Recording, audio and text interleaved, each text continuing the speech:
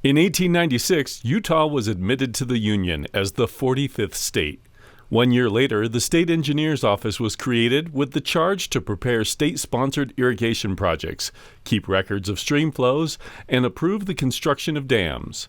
For 125 years, Utah's state engineer has overseen water rights in the Beehive State. From the earliest days of Utah, state leaders recognized the importance of having a central administrative system to control appropriative water rights. Willard Young was appointed as the first state engineer. Son of pioneer prophet Brigham Young, he was a West Point graduate and professor who had worked on the U.S. Geographical Survey, oversaw the construction of Oregon's Cascade Locks, supervised a district of the Mississippi River, and served as the Salt Lake City engineer. Young's time in the role was short as he returned to full-time military service a year later at the outbreak of the Spanish-American War. In order to clearly define water right law, in 1903 the state legislature enacted a more robust and comprehensive section of code. Section 100 eventually became Title 73, which still stands as the basis for water law today. Among other things, the law defined waters of the state as public property, set forth units of measurement for water, defined beneficial use as the basis for the right to use water, and gave the state engineer the authority to act as the chief water rights administrator for the state. By 1919, water users were petitioning the state engineer to adjudicate the Weber and Ogden rivers. He finalized the proposed determination of water rights and submitted it to the court in 1924, but the water users litigated over the rights for several years.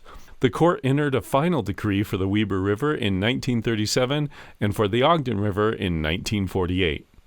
Meanwhile, an ongoing legal battle by various irrigation companies led the 5th District Court to order the state engineer to begin a general adjudication of the Sevier River in 1920.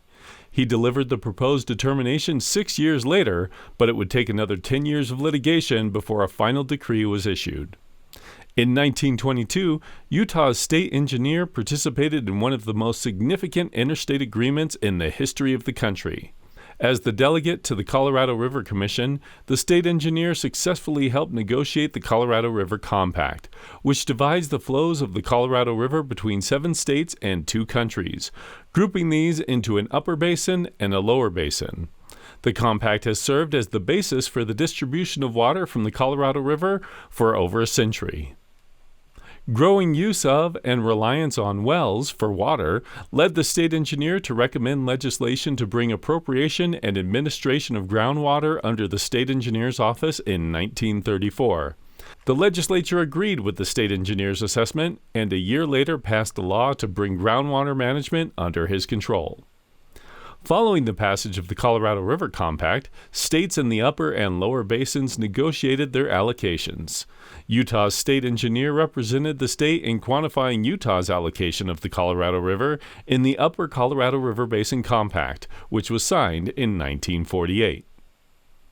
The state engineer also represented Utah in the interstate negotiations dividing the flows of the Bear River between Wyoming, Idaho, and Utah. The Bear River Compact was signed in 1955. The next year, the state engineer approved various water right applications to allow water to be diverted as part of the newly created Central Utah Project. In 1959, the state engineer approved the United States Bureau of Reclamation's application to appropriate water on the Green River for the creation of Flaming Gorge Reservoir.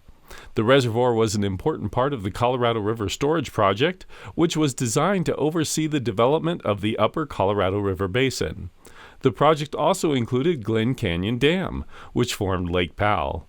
It was proposed to provide hydroelectric power, flood control, and water storage for participating states along the upper portion of the Colorado River and its major tributaries. By the end of the 1950s, the state's growing population and development beyond the Wasatch Front led to the decision to create district offices to better serve more distant areas in a timely manner. The first was opened in Cedar City in 1958, with Vernal soon after in 1960. By 1972, 7 regional offices were established, and they serve the public to this day. 55 years ago, in 1967, the Utah State Legislature renamed the Office of the State Engineer to the Division of Water Rights and placed the agency under the newly created Department of Natural Resources. By 1974, the state engineer was overseeing 32 river distribution systems with river commissioners across the state who are tasked with measuring, allocating, and distributing the waters of each river system according to the existing water rights. Today, there are 41 distribution systems, including 4 groundwater systems.